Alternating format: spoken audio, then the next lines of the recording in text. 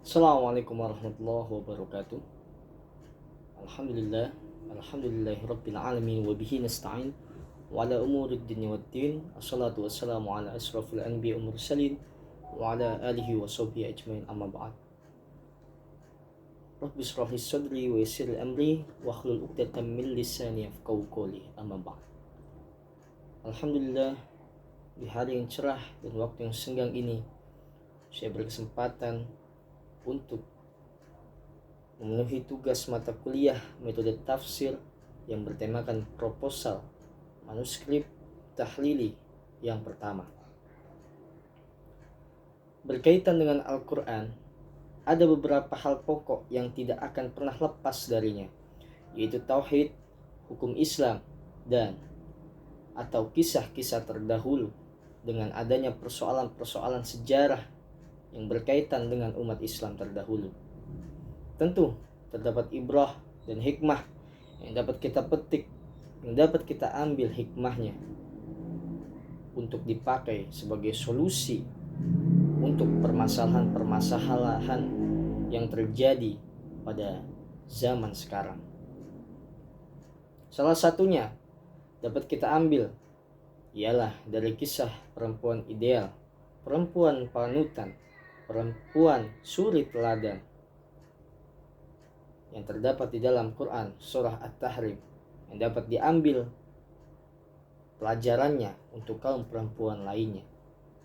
Secara umum, surah At-Tahrim di dalamnya berisi tentang permasalahan yang terjadi pada rumah tangga Nabi Muhammad SAW bersama istri-istri beliau. Surah At-Tahrim merupakan surah ke-66 dan berisikan 12 ayat. Salah satunya dari surah ini menjadi ayat yang unik karena ayat tersebut membahas kisah seorang perempuan yang dijadikan rumah di surga dan namanya tidak disebutkan di dalam Al-Quran. Dia adalah Aisyah. Dia adalah Asiyah binti Muzahim, perempuan sekaligus istri dari Raja Fir'aun yang bengis dan sombong.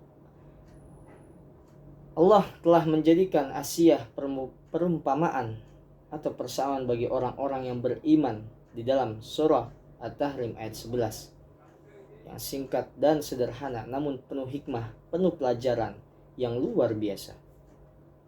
Bahwa dalam keadaan disiksa pun Asiyah tetap mempertahankan keimanannya kepada Allah Subhanahu wa Ta'ala, menjadi perempuan ideal yang patut untuk diteladani. Karena Asiyah binti Muzahim memiliki keimanan yang kuat, maka yang dimana kuat bukan hanya sekedar fisik, melainkan kesabaran, begitupun iman. Maka disitulah terdapat ruang-ruang kesabaran agar keinginannya menjadi dekat kepada Rabb-nya, agar ingin dekat kepada Allah Subhanahu wa Ta'ala.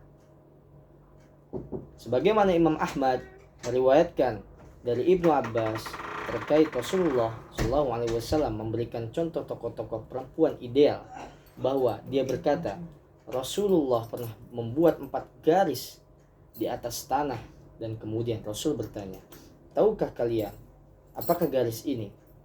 Mereka menjawab, Allah dan Rasulnya yang pernah mengetahui. Kemudian Rasulullah bersabda, Afdhalun nisa ahlil jannah Khadijah bintu Khalid wa Fatimatu bintu Muhammadin wa Asiyatu bintu Muzahim Aunu wa Maryamu nu Imran, yang artinya wanita-wanita yang paling utama sebagai penduduk surga adalah Khadijah binti Khalid, Fatimah binti Muhammad, Asiyah binti Muzahim, dan Maryam binti Imran. Hadis riwayat Ahmad.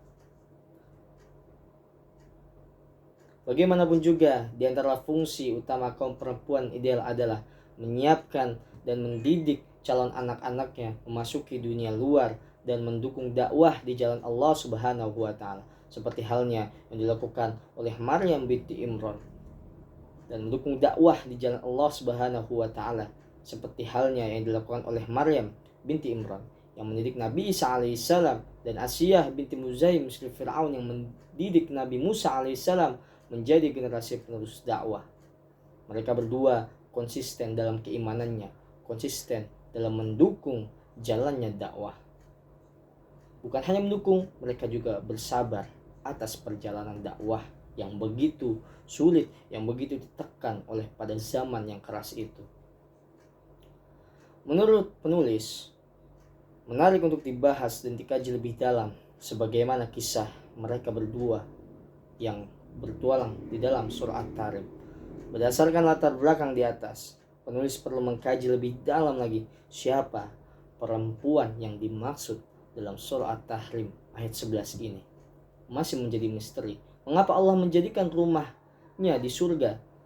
Dan nilai-nilai moral apa yang bisa kita ambil dari sosok perempuan tersebut melalui referensi kitab tafsir Ibnu Katsir ini, yang diharapkan mampu memberi solusi dari perbaikan moral bangsa.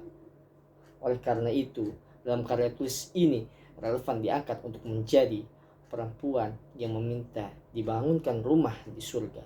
Kajian tafsir Ibnu Katsir dalam surah Tahrim ayat 11. Sekian, apabila ada kesalahan mohon dimaafkan. Wassalamualaikum warahmatullahi wabarakatuh.